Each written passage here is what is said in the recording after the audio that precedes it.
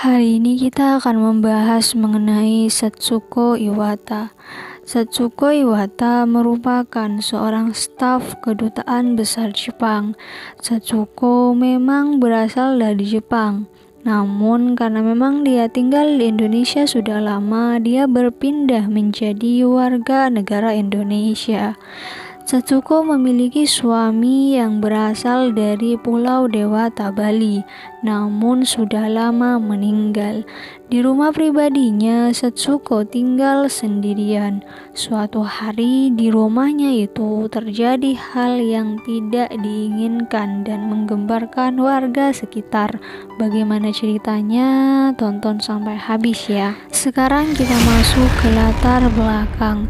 Setsuko Iwata merupakan seorang warga negara Jepang yang sudah menjadi warga negara Indonesia.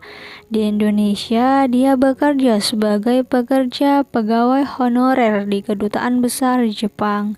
Karena sudah lama tinggal di Indonesia, Setsuko berkenalan dan menikah dengan seorang laki-laki yang bernama Madeoka. Dari pernikahan ini, Setsuko dikaruniai satu orang anak laki-laki bernama Odaina. Setsuko Iwata merupakan istri kedua dari Madeoka. Keluarga mereka cukup bahagia. Mereka tinggal di sebuah rumah pribadi yang beralamatkan di Kompleks Bangun Cipta RT 1 nomor 8 Cipinang, Pulau Gadung, Jakarta Timur. Rumah pribadi mereka awalnya merupakan kos-kosan. Setelah beberapa tahun mereka tinggal di kompleks itu, Setsuko membeli kos-kosan tersebut dan mengubahnya menjadi rumah pribadi yang cukup bagus. Seiring berjalannya waktu, tiba-tiba suami dari Setsuko Iwata meninggal dunia.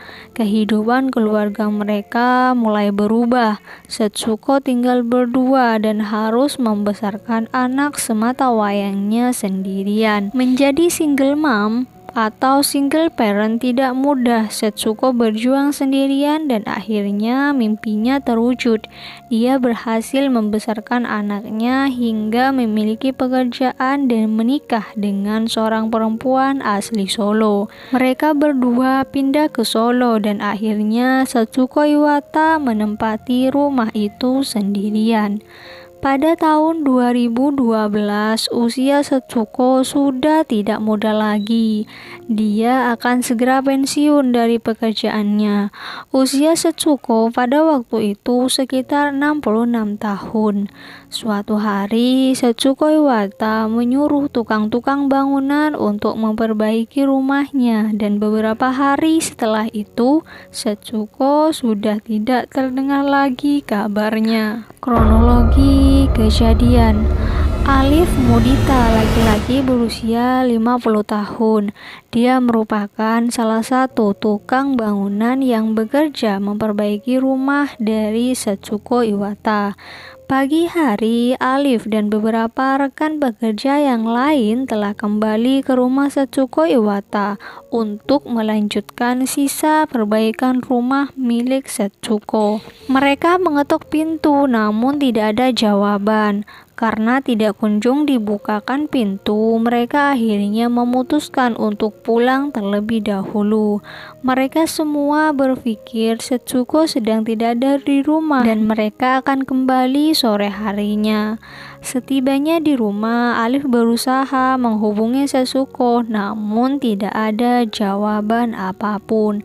Di sisi lain, pihak Kedutaan Besar Jepang juga menghubungi Setsuko karena pada hari itu dia tidak masuk, namun juga tidak ada jawaban. Hari sudah semakin sore, para tukang akhirnya kembali ke rumah Setsuko. Pintu rumah Setsuko masih tertutup rapat, tidak ada tanda-tanda keberadaan seorang pun di dalam rumah tersebut. Karena sejak siang Setsuko tidak bisa dihubungi dan pintu rumah masih tertutup, akhirnya Alif bersama dengan warga sekitar mendobrak pintu rumah. Setelah pintu rumah berhasil dibuka, mereka memeriksa rumah dan memastikan apakah memang benar di dalam rumah tidak ada siapapun, termasuk sang pemilik rumah itu sendiri. Di lantai 1 mereka tidak menemukan apa-apa dan tidak ada hal yang mencurigakan sama sekali. Namun berbeda ketika mereka naik ke lantai 2. Disitulah semua orang kaget serta tidak percaya. Mereka melihat kejadian yang cukup mencengangkan dan mengerikan. Di dalam kamar mandi dengan pintu sedikit menganga, terlihat Satsuko Iwata, nenek yang berusia 66 tahun itu, tergantung dengan posisi kakinya menggantung ke atas dan terikat pada shower. Terlihat juga luka memar di mata, mulutnya dilakban dan tangannya terikat di belakang. Atas penemuan itu, Alif serta tetangga yang lain segera melaporkan kejadian itu ke Polsek Pulau Gadung. Tidak butuh waktu lama, pihak kepolisian datang dan segera mengamankan TKP. Aparat Polsek Pulau Gadung melakukan olah tempat kejadian di rumah Satsuko dan belum memberikan keterangan apapun. Setelah mereka menyimpulkan dilihat-lihat dari barang Satsuko yang hilang, polisi menduga itu merupakan perampokan disertai dengan pembunuhan.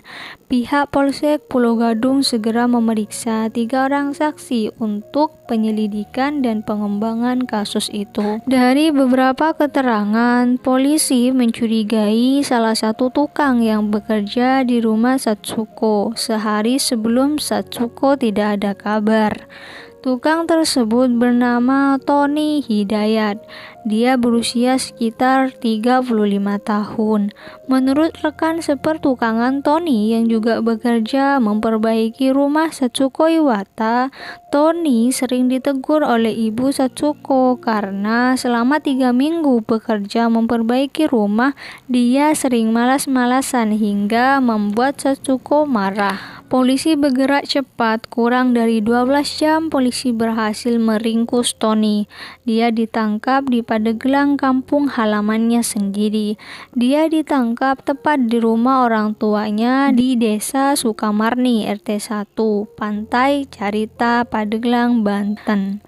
Kepada polisi, Tony menjelaskan dia melakukan aksi kejinya itu karena ingin balas dendam. Tony sakit hati karena dia sering ditegur oleh Satsuko ketika bekerja memperbaiki rumah. Tony juga mengaku setelah menghilangkan nyawa Satsuko, Tony sempat menggasak uang di ATM Satsuko dan membawa kabur 1 unit telepon genggam. Setelah keluar dari rumah Satsuko, Tony kemudian mengambil uang dari ATM Satsuko sebanyak 3 juta. Uang itu diambil Tony di ATM Pasar Senen, Jakarta. Tak hanya sekali, Tony kembali mengambil uang Satsuko di ATM sebesar 1,5 juta di daerah Pandeglang, Banten. Polisi mencecar Tony dengan menanyai bagaimana cara Tony mengetahui PIN ATM milik Satsuko. Dia kembali menjelaskan Tony mencari tahu tentang PIN ATM-nya melalui telepon genggam milik Satsuko. Terakhir, Tony mengaku juga melakukan aksinya itu sendirian tanpa dibantu siapapun.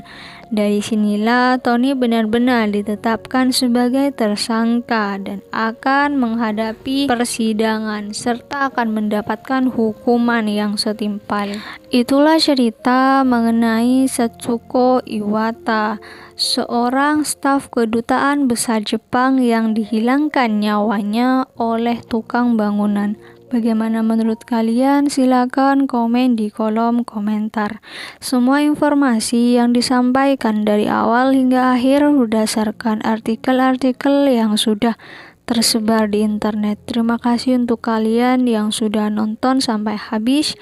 Jangan lupa di like, komen, serta share ke sosial media kalian. Jangan lupa di subscribe juga. Kita ketemu di konten-konten selanjutnya. Terima kasih.